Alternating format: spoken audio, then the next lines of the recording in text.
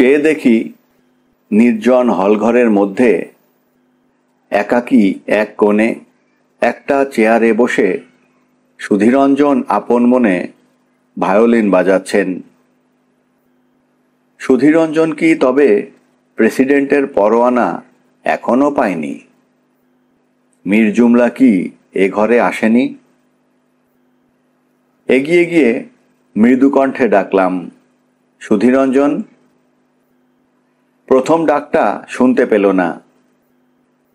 দ্বিতীয়বার ডাকতেই মুখ তুলে তাকালো আমার দিকে এবং সঙ্গে সঙ্গে ভায়োলিন বাজানো বন্ধ করে বলল, কি?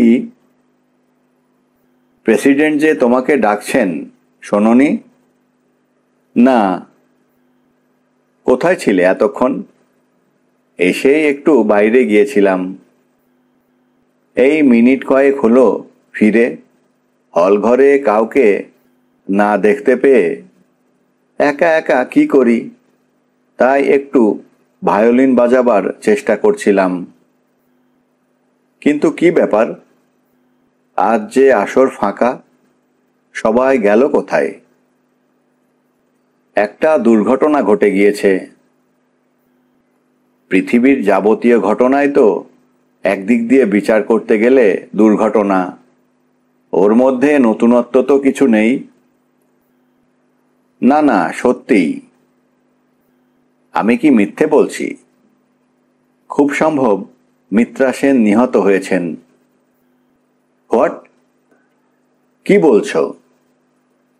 মিত্রা সেন নিহত হয়েছেন বিষ প্রয়োগে। এ যে সত্যি অ্যারাবিয়ান নাইটের গল্প শোনাচ্ছ হে। কিন্তু সংবাদটা কে দিল? মহারানী অব সোনপুরি প্রথম মিত্রা সেনের মৃতদেহ আবিষ্কার করেন বাগানে। তার মানে এইখানে? হ্যাঁ। হঠাৎ এমন সময় পেছনে মীর জুমলার কণ্ঠস্বর শোনা গেল, স্যার, আপনাকে প্রেসিডেন্ট তাঁর ঘরে ডাকছেন। শুধুই প্রশ্ন করে মীর জুমলার মুখের দিকে তাকিয়ে। কাকে? তোমাকে, বললাম আমি। আমাকে? হ্যাঁ, আমার সম্পর্কে আলোচনার জন্যই বোধহয় তোমার তলব পড়েছে। তোমার সম্পর্কে হঠাৎ? সত্যিকার পরিচয় যে এইমাত্র তাকে দিয়ে এলাম। সর্বনাশ করেছ। তারপর?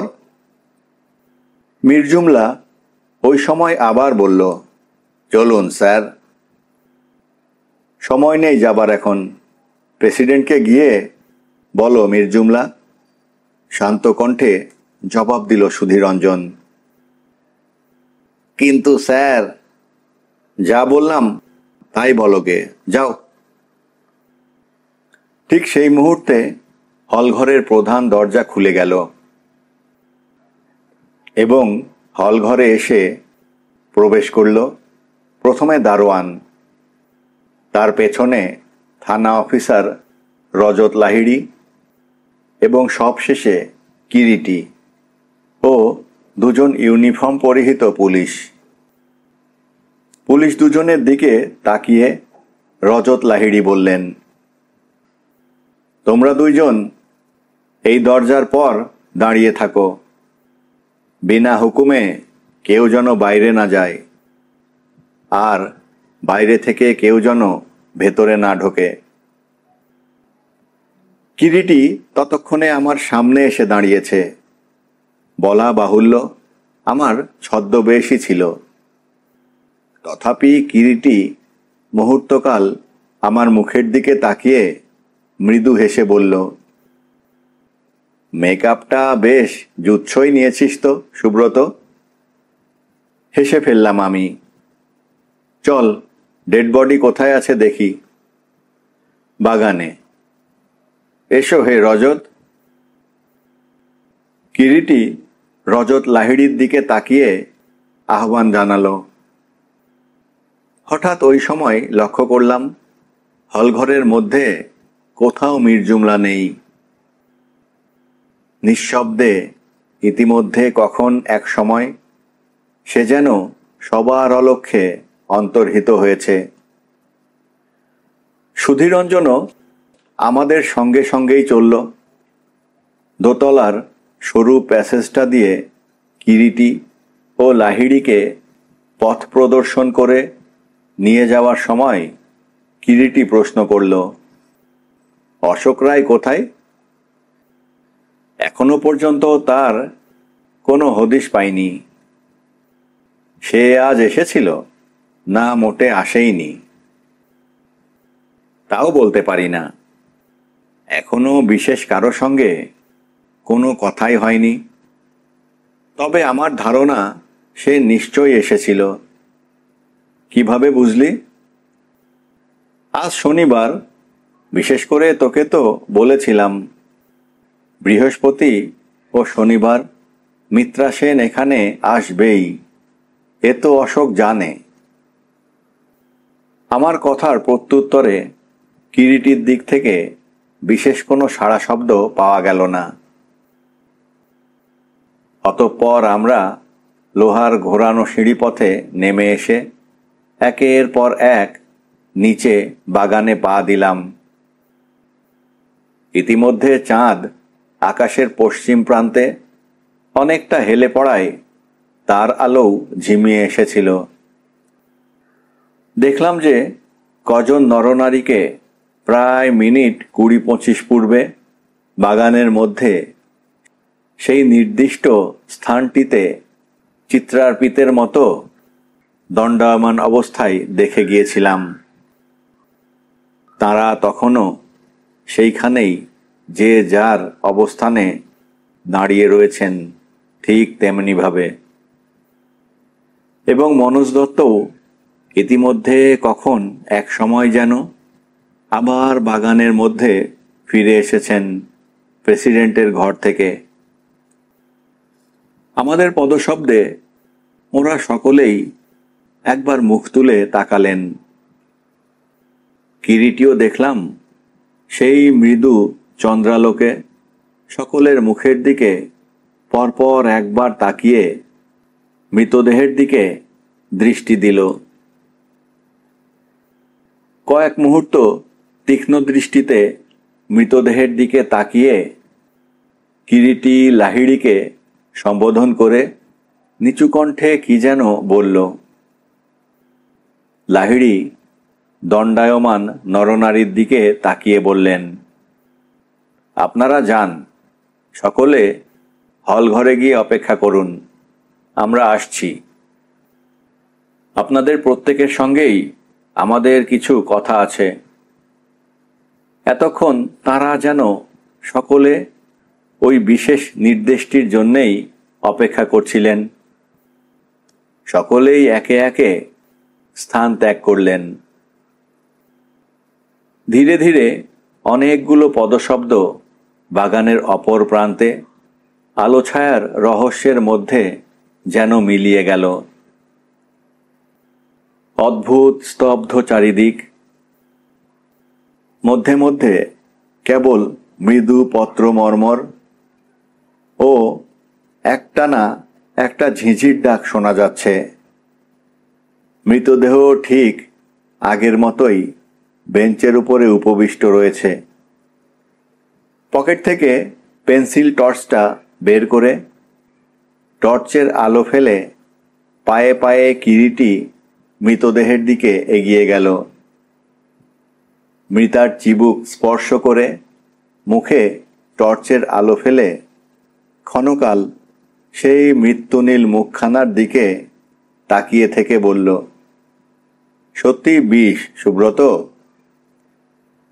শুধু বিষই নয়, এই যে বিষপাত্রও পেয়েছি। বলতে বলতে পকেট থেকে পেগ গ্লাসটা বের করে কিরিটির সামনে এগিয়ে ধরলাম। গ্লাসটা হাতে নিয়ে বার দুই ঘুরিয়ে দেখে নিচু কণ্ঠে কিরিটি বলল, এ যে দেখছি সুরাপাত্র। মিত্রা সেনের কি সুরাশক্তি ছিল নাকি? না, আমি তো কখনো দেখিনি। এবং সকলে তাই বললেন। তাই তো মনে হচ্ছে, ব্যাপারটা সুইসাইড নয় তো? অসম্ভব। অসম্ভব বলে স্ত্রী চরিত্রে কোনো কিছুই নেই, তাই সে সম্ভাবনাটাও আমাদের চিন্তা থেকে বাদ দিতে পারবো না। কিন্তু দীর্ঘদিন পরে জীবনে যার মধুযামিনী এমনি করে আসন্ন হয়ে উঠেছিল, কোন দুঃখে সে আত্মহত্যা করতে যাবে? তাছাড়া এ বিবাহে যখন দুজনের মন দেওয়া নেওয়ার পর্বটা সমাপ্ত করে অগ্রসর হয়েছিল, তখন আচমকা এমন করে আত্মহত্যাই বা একজন কেন করতে যাবে? কিরিটির কথাটা একেবারে যুক্তিহীন নয়। কিরিটি আবার বলল, সে যাই হোক, এখানে মৃতদেহের কাছেই পেগ গ্লাসটা যখন পাওয়া গিয়েছে, অবশ্যই তার একটা তাৎপর্য আছে। তা সে মিত্রা সেন কোনোদিন ড্রিঙ্কে অভ্যস্ত থাকুন বা না থাকুন। তাছাড়া আরও একটা কথা এর মধ্যে ভাববার আছে। মিত্রা সেনের মতো মেয়ে যদি আত্মহত্যাই করে থাকেন, তো এই বিশেষ স্থান ও সময় বেছে নিলেন কেন? তার চরিত্রের ভ্যানিটির কথাটাও আমাদের ভুললে চলবে না। কথাগুলো বলে কিরিটি চারপাশে আলো ফেলে ফেলে তীক্ষ্ণ দৃষ্টিতে দেখতে লাগল। তারপর আবার ক্ষীণকণ্ঠে বলল, মৃতের চোখে মুখে একটা যন্ত্রণার চিহ্ন সুস্পষ্ট আছে বটে, তবে মৃতদেহের সহজ পশ্চাৎ দেখে মনে হয় মৃত্যুর কারণ যে বিষই হোক না কেন, সেটা অত্যন্ত তীব্র ও দ্রুত কার্যকরী ছিল। আর খুব সম্ভবত ব্যাপারটা যা মনে হচ্ছে, যদি হত্যাই হয়ে থাকে, নিশ্চিন্ত বিশ্বাসে মিত্রা সেন হত্যাকারীর হাত থেকে বিষ গ্রহণ করে পান করেছিলেন। তারপর ভাববারও আর সময় পাননি, অবধারিত মৃত্যুকে বরণ করেছেন। কিন্তু কথা হচ্ছে, হয় হত্যাকারী আগে থেকেই জানতো আজ রাতে কোনো একটি নির্দিষ্ট সময়ে মিত্রা সেন এখানে আসবেন বা থাকবেন, না হয় তাঁরই পূর্ব পরিকল্পনা বা প্ল্যান মতো মিত্রা সেনকে এখানে কোনো এক সময় আজ রাত্রে আসতে হয়েছিল। পরের ব্যাপারটাই যদি সত্যি হয়, তো বলতে হবে হত্যাকারী আগে থেকেই বিষ নিয়ে প্রস্তুত ছিল। কিন্তু একটা কথা কিরিটি, আমি বাধা দিলাম। কি? ধরেই যদি নেওয়া যায় যে ওই পেগ গ্লাসেই মিত্রা সেনকে বিষ দেওয়া হয়েছিল, তাহলে মদ ভিন্ন কি এমন পানীয় যা মিত্রা সেনকে বিষ মিশ্রিত করে হত্যাকারী তার হাতে তুলে দিয়েছিল? হ্যাঁ, কথাটা অবশ্যই ভাববার। তবে তারও পক্ষে তোর একমাত্র যুক্তি তো যে মিত্রা সেনের ড্রিঙ্ক করার হ্যাবিট ছিল না, এই তো? কিন্তু চক্ষুলজ্জার অন্তরালে জীবনে কখনো যে তিনি ড্রিঙ্ক করেননি বা করতে পারেন না, তারও তো কোনো মানে নেই। দৈব কার্যকারণ বলে একটা কথা আছে, মানিস তো? তা মানি। তাই যদি হবে, তো সে এমন কেউ হওয়া দরকার যার দ্বারা সেটা হওয়া সম্ভব। সে তো এখানকার যে কেউ হতে পারে। মানে? মানে এখানে সকলের সঙ্গেই তো তার ভাব ছিল, হৃদ্যতা ছিল। অর্থাৎ তোমার অশোক রায় থেকে শুরু করে বিশাখা চৌধুরী বা স্বয়ং মহারানী অব সোনপুরও তো হতে পারেন বলেই কিরিটি হেসে ফেলল। কিন্তু সে কথা থাক, স্বেচ্ছাকৃত বিষগ্রহণ যদি না হয় তাহলে নিশ্চয়ই সে সময় দ্বিতীয় কোনো নরনারীর সুনিশ্চিত এখানে আবির্ভাব ঘটেছিল। শুধু তাই নয়, ওই সঙ্গে একটি কথা ভুললে চলবে না সুব্রত। মিত্রা সেনের বিয়ের দিন আসন্ন হয়ে এসেছিল এবং বর্তমানের অতি আধুনিক ইঙ্গবঙ্গ সোসাইটির সে ছিল অন্যতম। কিন্তু আর এখানে নয়, রাত অনেক হলো। এবার এখানকার ভদ্রলোক ও ভদ্রমহিলাদেরকে ছেড়ে দেওয়া প্রয়োজন। পুলিশের হুমকি দিয়ে অনেকক্ষণ তাদের আটকে রাখা হয়েছে। কি বলেন মিস্টার লাহিড়ী? এতক্ষণ আমাদের সঙ্গে যেন নির্বাক দর্শকের মতোই একপাশে দাঁড়িয়েছিলেন মিস্টার লাহিড়ী। একটি কথা বা একটি মন্তব্যও করেননি। কিরিটির প্রশ্নোত্তরে মৃদু হেসে বললেন, হ্যাঁ, অনেক রাত হয়েছে, প্রায় 11:30। চলো চলো সুব্রত, হলঘরে একবার যাওয়া যাক। হলঘরে আমরা প্রবেশ করবার মুখেই কানে এসেছিল বহু কণ্ঠের মিশ্রিত চাপা একটি গুঞ্জন। আমাদের ঘরে পা দেওয়ার সঙ্গে সঙ্গেই যেন সেটা সহসা থেমে গেল। ভাষাহীন একটা অখণ্ড স্তব্ধতা যেন সহসা ঘরের মধ্যে জমাট বেঁধে উঠল। কিরিটির সঙ্গে সঙ্গে আমিও হলঘরের চারিদিকে একবার দৃষ্টি বুলিয়ে নিলাম। বুঝতে পারলাম ইতিমধ্যেই বাকি যাঁরা ছিলেন তাদের মধ্যেও দুঃসংবাদটা প্রচারিত হয়ে গিয়েছে। কারণ হলঘরের মধ্যে সকলেই উপস্থিত ছিলেন। দেখতে পেলাম না কেবল সকলের মধ্যে বিশেষ দুটি প্রাণীকে। বৈকালী সংঘের প্রেসিডেন্ট রাজেশ্বর চক্রবর্তী, দ্বিতীয় অশোক রায়। আরও একটা ব্যাপার যা আমাদের দৃষ্টিকে এড়ায়নি, সেটা হচ্ছে ঘরের মধ্যে উপস্থিত নরনারীর চোখে মুখেই যেন একটা চাপা ভয় ও আশঙ্কার ছায়া স্পষ্ট হয়ে উঠেছে। প্রত্যেকেরই মনের উদ্বেগ যেন প্রত্যেকের নীরবতার মধ্যেও চাপা থাকেনি।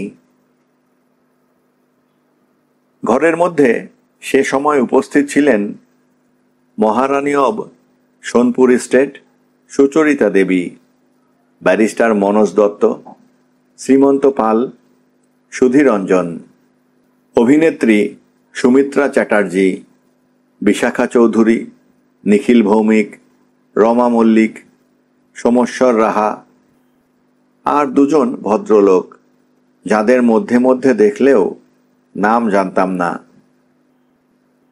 পরে ওই রাত্রেই জবানবন্দি নেবার সময় জেনেছিলাম রঞ্জন রক্ষিত ও সুপ্রিয় গাঙ্গুলি। এদের মধ্যে রঞ্জন রক্ষিত শেয়ার মার্কেটের একজন চাই, বয়স 45-এর মধ্যে, এবং সুপ্রিয় গাঙ্গুলি ফিল্ম জগতের একজন প্রডিউসার ডিরেক্টর। কিরিটির পরামর্শ মতোই বার রুমে রজত লাহিড়ীকে সামনে রেখে কিরিটি তার জেরা শুরু করল, প্রত্যেককে আলাদা আলাদা করে সেই ঘরে একের পর এক ডেকে এনে। প্রথমেই ডাক পাঠানো হলো মির্জুমলার সাহায্যে প্রেসিডেন্টকে। তিনি তার নিজের ঘরের মধ্যেই অপেক্ষা করছিলেন। ডান পাটি একটু টেনে টেনে একটা মোটা লাঠিতে ভর দিয়ে দিয়ে প্রেসিডেন্ট এসে ঘরের মধ্যে ঢুকলেন। বসুন মিস্টার চক্রবর্তী, আপনি এখানকার প্রেসিডেন্ট? প্রশ্ন করলেন রজত লাহিড়ী। নির্দিষ্ট চেয়ারটা টেনে একটু যেন কষ্ট করেই বসতে বসতে প্রেসিডেন্ট মৃদু কণ্ঠে বললেন, হ্যাঁ। আপনার ডান পায়ে কি কোনো দোষ আছে মিস্টার চক্রবর্তী? এবার হঠাৎ প্রশ্ন করে কিরিটি।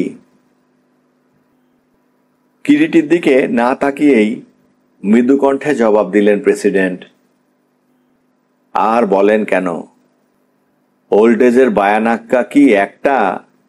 রিউম্যারিজ, এনলার্জ প্রোস্টেট, তার উপরে আবার ক্রনিক ব্রঙ্কাইটিস। বলার সঙ্গে সঙ্গেই বার কয়েক করে কাশলেন রাজেশ্বর চক্রবর্তী। নেহাত এরা ছাড়ে না, না হলে এ বয়সে এইসব ঝামেলা পোষায় বলে যেন কথাটা শেষ করলেন কোনো মতে। চোখেও তো দেখছি আবার কালো চশমা ব্যবহার করছেন। চোখেও কোনো দোষ আছে নাকি মিস্টার চক্রবর্তী? কিরিটি আবার শান্ত কণ্ঠে প্রশ্ন করল। হ্যাঁ, সে তো আজ নয়, বহুদিন থেকেই ভুগছি। হাইপার মেট্রোপিয়া না কি ডাক্তাররা বলেন, জবাব দিলেন রাজেশ্বর। হ্যাঁ, তা শুনেছেন বোধহয় দুঃসংবাদটা? হ্যাঁ সত্য সিন্ধুবাবু, আপনাদের ওই সুব্রতবাবু একটু আগে মিস্টার পালের সঙ্গে আমার অফিস ঘরে গিয়ে সুসংবাদটা দয়া করে শুনিয়ে এসেছেন। চমৎকার ছদ্মনামটি নিয়েছিলেন বটে সুব্রতবাবু, সত্য সিন্ধু। সত্যের একেবারে সাক্ষাৎ মূর্তি বলেই আবার বার কয়েক কেশে নিলেন। কিরিটি যেন কি একটা কথা বলতে যাচ্ছিল, কিন্তু তাকে বাদ দিয়ে রাজেশ্বর চক্রবর্তী বলে উঠলেন, তা দেখুন, ভালো কথা, আপনার নামটা জিজ্ঞাসা করতে পারি কি?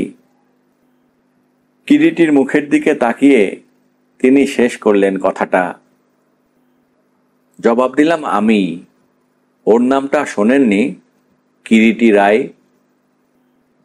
কিরিটি রায় মানে সেই শখের গোয়েন্দা? হ্যাঁ। সুখী হলাম মিস্টার রায় আপনার সঙ্গে পরিচিত হয়ে। তা দেখুন মিস্টার রায়, আমি বলছিলাম, নামেই এখানকার প্রেসিডেন্ট আমি। কাজকর্মের মধ্যে কেবল হিসাব নিকাশটায় রাখতে হয় বৈকালী সংঘের। অবশ্যই ওই সঙ্গে এখানকার ডিসিপ্লিন রাখবার দায়িত্বটাও আমার ঘাড়ে চাপিয়ে দেওয়া হয়েছে কমিটি থেকে। কিন্তু এখানকার মেম্বারদের পার্সোনাল ব্যাপারে আমার কোনো দায়িত্ব নেই। কথাটা একটু স্পষ্ট করে যদি বলেন মিস্টার চক্রবর্তী, প্রশ্ন করলেন লাহিড়ী। এবার বলছিলাম, এরা যদি কেউ পরস্পরের প্রেমে পড়ে বা আত্মহত্যা করে, সে ব্যাপারে আমি আপনাদের কি সাহায্য করতে পারি বলুন? আপনাদের ওই সত্য সিন্ধুবাবুকেই জিজ্ঞাসা করে দেখুন না। কিছুদিন তো এখানে উনি যাতায়াত করেছেন, এখানকার হালচালও নিশ্চয়ই কিছুটা বুঝেছেন। আমার সঙ্গে এই সংঘের ওই প্রেসিডেন্টের পদটি ছাড়া আর বিশেষ কোনো সম্পর্ক নেই।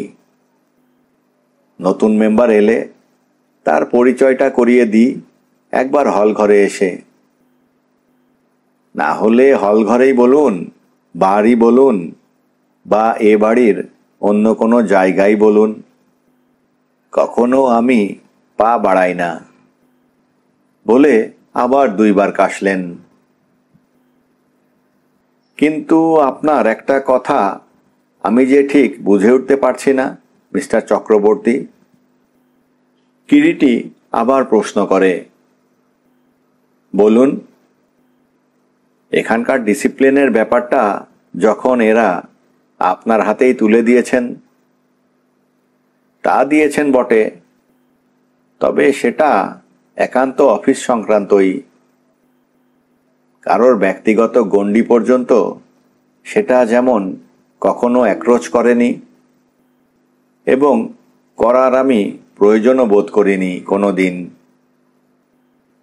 এখানকার যারা মেম্বার তারা সকলেই সম্ভ্রান্ত বংশীয়। সমাজ বা সোসাইটিতে তাদের যথেষ্ট পরিচয় ও স্বীকৃতি আছে। ভালো মন্দ বোঝবার তাদের নিজেদের বয়সও হয়েছে। কিন্তু এ কথাটা কি সত্যি নয় মিস্টার চক্রবর্তী, যে এ সংঘ গড়বার পেছনে নিশ্চয়ই একটা কিছু উদ্দেশ্য আছে? লাহিড়ী আবার প্রশ্নটা করে। উদ্দেশ্য আর কি?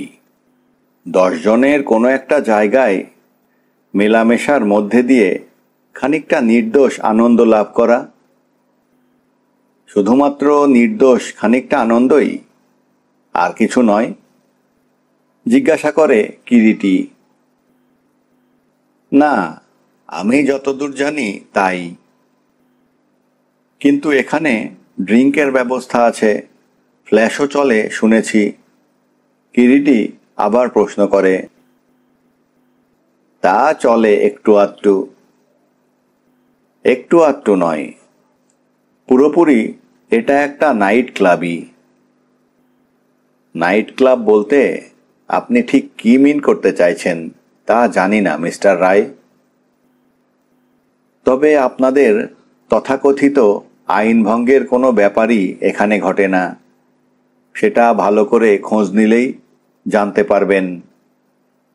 বলে আবার একটা কাশির ধমক যেন সামলে নিলেন মিস্টার চক্রবর্তী। নাইট ক্লাব বলতে ঠিক যা মিন করে আমিও ঠিক তাই মিন করেছি মিস্টার চক্রবর্তী। কিন্তু যাক সে কথা। আপনার এখানকার কাজটা কি পেইড না অনারারি? সম্পূর্ণ অনারারি মিস্টার রায়। তাহলে এ সংঘের ওপর আপনারও একটা অন্তরের টান আছে বলুন? নইলে প্রতি রাত্রে এই বয়সে, বিশেষ করে আপনার নানাবিধ রোগ জর্জর দেহ নিয়ে রাত 9:30 থেকে 12টা-1টা পর্যন্ত এখানে চেয়ারে বসে থাকেন কি করে? আর একটা কাশির দমক সামলে নিয়ে মিস্টার চক্রবর্তী বললেন, তা যে একেবারে নেই বললে মিথ্যা কথা বলা হবে মিস্টার রায়। কথাটা তাহলে খুলেই বলি।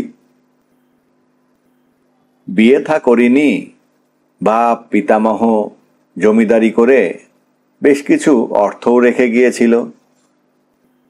একমাত্র বংশধর আমি তাদের। চিরকাল হেসে খেলে স্ফূর্তি করেই কাটিয়ে বছর 7 আগে গাঁয়ের বসবাস তুলে দিয়ে কলকাতায় যখন চলে আসি তখন সময় কাটছিল না।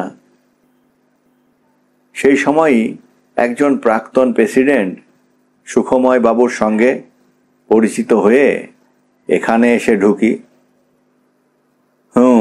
তারপর পরে হঠাৎ তার মৃত্যু হয়। এরা সকলে মিলে আমাকে ধরে বসল প্রেসিডেন্টের পদটা আমাকে নেবার জন্য। ভাবলাম মন্দ কি, এমনিতেই তো এ বয়সে ঘুম কম, সময়টা কাটানো যাবে। তা বেশ করেছেন, সময় ভালোই কাটাচ্ছেন কি বলেন? প্রশ্ন করলেন রজত লাহিড়ী। আপনাদের জিজ্ঞাসাবাদ যদি শেষ হয়ে থাকে?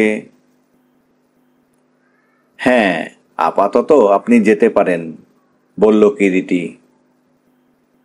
কেবল একটা প্রশ্ন, সামনের শনিবার অশোক রায়ের সঙ্গে মিত্রা দেবীর বিয়ের সব ব্যবস্থা স্থির হয়েছিল, জানেন কিছু? না। এবারে এলেন মহারানী সুচরিতা দেবী। বসুন মহারানী, ওই চেয়ারটায়, রজত লাহিড়ী বললেন। মহারানী চেয়ারে বসবার পর কিরিটি প্রশ্ন করল, আপনি প্রথমে মিস্টার সেনের মৃতদেহ দেখতে পান, তাই না? আমি প্রথমে সকলকে হল ঘরে এসে জানাই। লক্ষ্য করলাম প্রশ্নটার জবাব একটু ঘুরিয়ে দিলেন মহারানী। আজ রাত্রে কখন আপনি এখানে এসেছেন? তখন বোধহয় রাত 8:45 হবে। আপনি যখন হল ঘরে এসে ঢোকেন, আর কেউ সে ঘরে ছিলেন কি? হ্যাঁ, ছিল। মনে আছে আপনার কে কে ছিলেন তখন হল ঘরে? হ্যাঁ, শ্রীমন্ত পাল, সুমিত্রা চ্যাটার্জি, নিখিল ভৌমিক, রমা মল্লিক আর সুপ্রিয় গাঙ্গুলি। আর কেউ ছিল না? না। তারপর আপনি হলঘর থেকে কখন বেরিয়ে যান? মিনিট 15 বাদেই। মানে 9:15 নাগাদ বলুন। ওই রকমই হবে। কোথায় যান হলঘর থেকে বের হয়ে? বার রুমে যাই। সেখানে কতক্ষণ ছিলেন?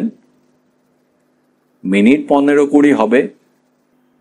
মাথাটা সন্ধ্যা থেকেই ধরেছিল, তাই বার রুমে গিয়ে একটা রাম ও লাইম খেয়েও যখন মাথাটা ছাড়ল না, বাগানে গিয়েছিলাম একটু খোলা হাওয়ায় ঘুরতে। সে সময় আপনার সঙ্গে কেউ ছিল নাকি একাই গিয়েছিলেন বাগানে? একাই গিয়েছিলাম। বার রুমে যখন আপনি যান, সে সময় সে ঘরে আর কেউ ছিল? হ্যাঁ, ছিল। কে ছিল?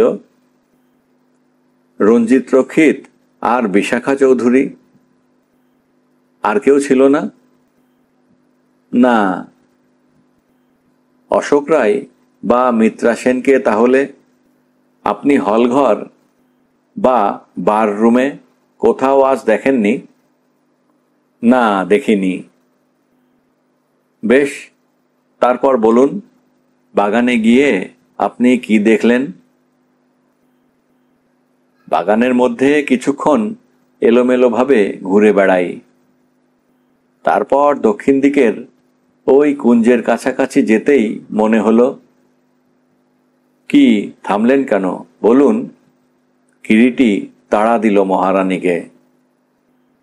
মনে হলো যেন একটা দ্রুত পায়ের শব্দ বাঁ দিককার বড় ঝোপটা বরাবর মিলিয়ে গেল, কিন্তু সে সময় অতটা খেয়াল করিনি।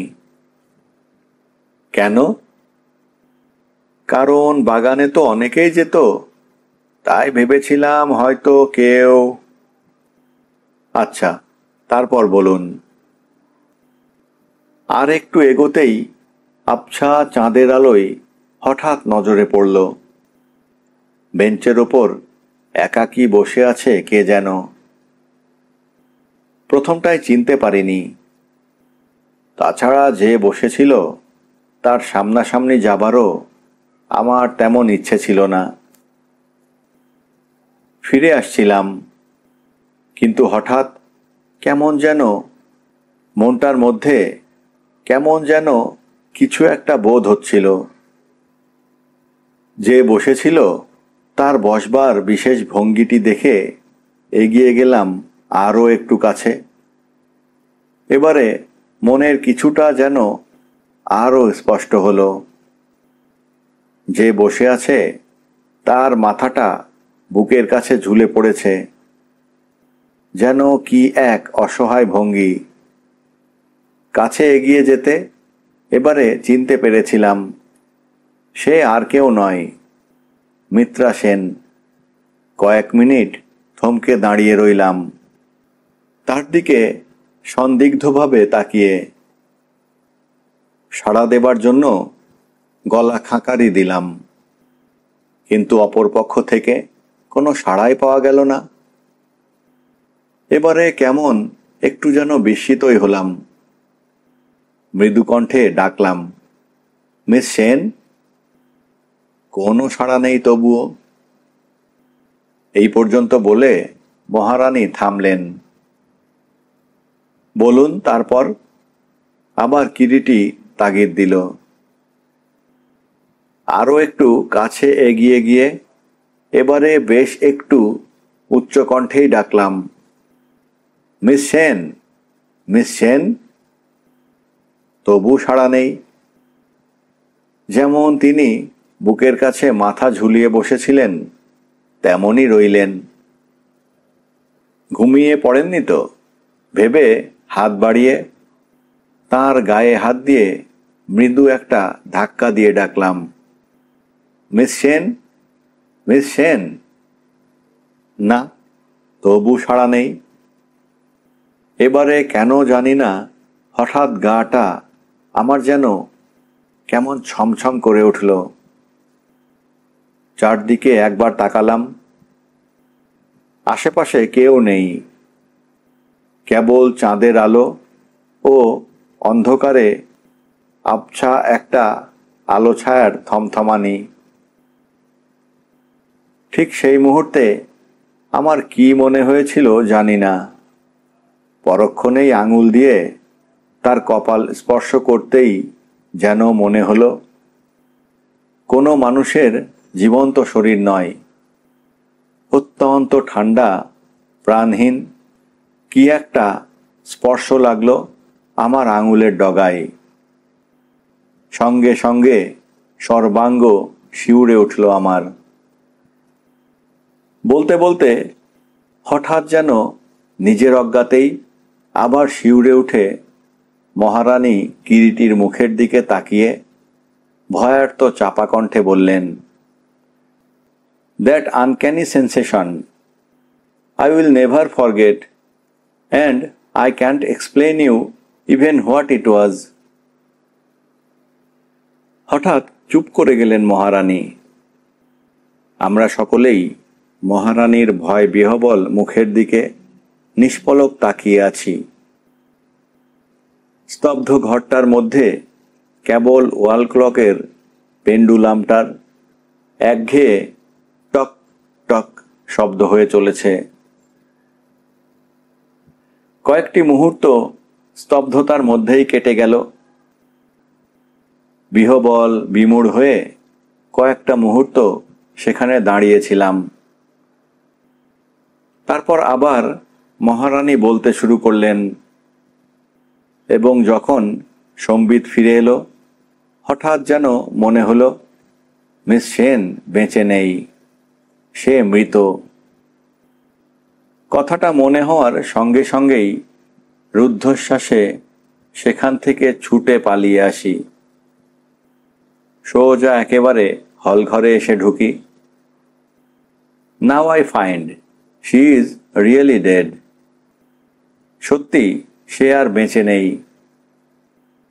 কিন্তু এখনো যেন আমি ভাবতে পারছি না মিস্টার রায়, কি করে এ দুর্ঘটনাটা ঘটল, আর কেনই বা ঘটল? কেন সে আত্মহত্যা করল?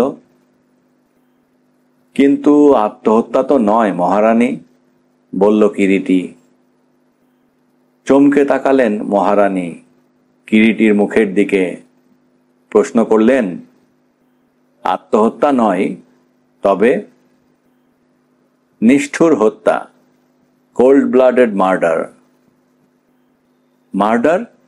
She has been murdered? এ আপনি কি বলছেন মিস্টার রায়? How impossible! আমার ধারণা আমি ঠিকই বলছি। মিস সেনকে হত্যাই করা হয়েছে মহারানী। কিন্তু কে তাকে হত্যা করবে, আর কেনই বা করবে? She was so nice, so charming. সকলেই তাকে ভালোবাসত। আপনি হয়তো জানেন না মহারানী, বুকভরা ভালোবাসার অমৃত থেকেই অনেক সময় বিষের ফেনা গেঁজে ওঠে। তাছাড়া এখানে আপনারা যারা যাতায়াত করেন তাদের কার মনে কোন গোপন ভালোবাসা, ব্যর্থতা, ক্রোধ, হিংসা বা বিদ্বেষ জমা হয়ে আছে তা জানবেন কি করে? কিন্তু না মহারানী, তা যদি না হতো তো এমনই নিষ্ঠুর হত্যা তার ভয়াবহ রূপ নিয়ে প্রকাশ পেত না। কিন্তু থাক সে কথা, আজ এই মুহূর্তে না হলেও জানতে আমরা পারবই। আর একটা প্রশ্ন আপনাকে আমি করব। বলুন। আপনি জানতেন কি অশোক রায় ও মিত্রা সেনের মধ্যে বিয়ের দিন পর্যন্ত স্থির হয়ে গিয়েছিল? অ্যাবসার্ড, ইম্পসিবল, এ কথা বিশ্বাস করি না আমি। সত্যি হয়ে গিয়েছিল। রেজিস্ট্রি অফিসে পদের নাম পর্যন্ত রেজিস্ট্রি হয়ে গিয়েছিল। সত্যি বলছেন? হ্যাঁ, এক বর্ণও মিথ্যে নয়, আমি যা বললাম। আশ্চর্য তো। মাত্র একটি শব্দই নির্গত হলো মহারানীর কণ্ঠ থেকে।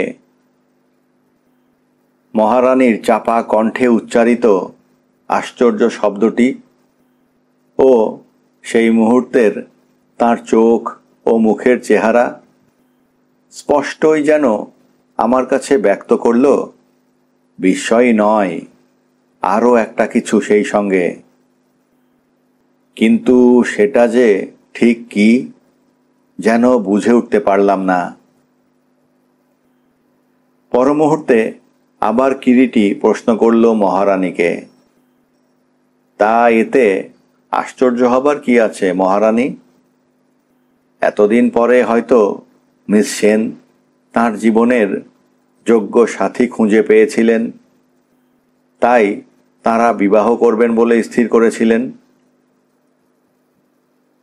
আজ যখন মিত্রা বেঁচে নেই তখন আসল কথাটা বলতে আর আমার দ্বিধা নেই মিস্টার রায়। মিত্রাকে আমি দীর্ঘদিন থেকে জানি। একসময় শি ওয়াজ মাই ক্লাসমেট। সেই থেকে ওর সঙ্গে আমার ঘনিষ্ঠ হবার সুযোগ হয়। পুরুষ জাতটার প্রতি she had a peculiar complex. কি রকম? সে বলতো পুরুষের জন্মই নাকি মেয়েদের মন জোগানোর জন্য, এবং যে কোনো পুরুষের চোখের সামনেই দেহের প্রলোম তুলে তাকে নাচানো যেতে পারে। আর সেইটাই ছিল তার জীবনের একমাত্র নিষ্ঠুরতম খেলা, বা সেই নিষ্ঠুরতম খেলার মধ্যে দিয়ে আনন্দ লাভ করাটাই তার একমাত্র নেশা। স্ত্রীলোক হয়ে জন্মেও সে যে কত বড় হৃদয়হীন নিষ্ঠুর প্রকৃতির ছিল আর কেউ না জানলেও আমি জানতাম। আর সেই নিষ্ঠুর খেলায় শুধু অশোক রায় কেন, তার আগে অসীম বোস, সুধীর মিত্র প্রভৃতি কতজনার যে সে সর্বনাশ করেছে সে তো আমার অজানা নয়। কথাগুলো বলতে বলতে একটা অবিমিশ্র ঘৃণা যেন মহারানীর কণ্ঠ থেকে ঝরে ঝরে পড়তে লাগল। আমরা সকলেই নিঃশব্দে ওর মুখের দিকে তাকিয়ে কথাগুলো শুনছিলাম। কয়েকটা মুহূর্ত থেমে আবার মহারানী বলতে লাগলেন, তাই বলছিলাম অশোক রায় মিত্রার মৃত্যুর কথা জানতে পারলে আজ দুঃখ পেলেও পরে একদিন হয়তো বুঝতে পারবে মিত্রার মৃত্যু was a blessing to him in disguise. মহারানীর জবানবন্দির পর ঘরে এসে ঢুকলেন শ্রীমন্ত পাল কিরিটিরই নির্দেশে। শ্রীমন্ত পালকে চেয়ারে বসতে বলে সোজাসুজি কিরিটি তার প্রশ্ন শুরু করে। আপনি আজ এখানে কখন এসেছেন মিস্টার পাল? আজ অন্যান্য দিনের চাইতে একটু তাড়াতাড়ি এসেছিলাম। তখন বোধহয় রাত 8:30 কি 8:40 হবে। অন্যান্য দিন আরও দেরিতে আসেন। হ্যাঁ, অফিসের কাজকর্ম সেরে আসতে আসতে প্রায় 9টা-10টা বেজে যায়। আচ্ছা, আজ যখন আসেন তখন কাকে কাকে হলঘরে দেখেছিলেন মনে আছে? হলঘরে তখন 3জন ছিল, সুমিত্রা চ্যাটার্জি ও সুপ্রিয় গাঙ্গুলি, আর ছিল ওয়েটার মীর জুমলা। ওরা দুজন বুঝি গল্প করছিলেন? হ্যাঁ, সুপ্রিয়র নেক্সট প্রোডাকশনের নায়িকার রোলে অভিনয় করবার জন্য কন্ট্রাক্ট করেছে সুমিতা। সেই সম্পর্কেই ওরা আলোচনা করছিলেন। আর মীর জুমলা তখন হলঘরে কি করছিল? ওদের কোল্ড ড্রিঙ্ক দিতে এসেছিল, দিয়ে চলে গেল। তারপর কতক্ষণ আপনি ওই হলঘরে ছিলেন? তা ঘন্টা 2 হবে, সুব্রতবাবু আসা পর্যন্ত। ওই সময়ের মধ্যে একবারও আপনি হলঘর ছেড়ে অন্য কোথাও যাননি? না। ঠিক মনে আছে আপনার? হ্যাঁ, মনে আছে। মহারানী সুচরিতা দেবী কখন হলঘরে আসেন মনে করে বলতে পারবেন? বোধহয় তখন রাত 9টা আন্দাজ হবে, সঠিক মনে নেই আমার। আচ্ছা, বাইরে থেকে কি তিনি হলঘরে এসে ঢোকেন? না, মনে হচ্ছে 2 নম্বর দরজা দিয়েই যেন হলঘরে এসে ঢুকতে তাকে আমি দেখেছিলাম। ঠিক মনে আছে আপনার? ভেবে আর একবার ভালো করে বলুন তো মিস্টার পাল। মুহূর্তকাল ভেবে নিয়ে দৃঢ় কণ্ঠে মিস্টার পাল এবারে বললেন, হ্যাঁ, আমার মনে আছে। 2 নম্বর দরজা দিয়েই তিনি হলঘরে ঢুকেছিলেন। হ্যাঁ। একটু থেমে আবার প্রশ্ন করে, তারপর কতক্ষণ তিনি হলঘরে ছিলেন মনে আছে? তা মিনিট 10-15-এর বেশি হয়তো হবে না। আচ্ছা, সুব্রত হলঘরে পৌঁছানোর আগে পর্যন্ত আর কাকে কাকে তাহলে আপনি এখানে আসতে দেখেছেন মিস্টার পাল?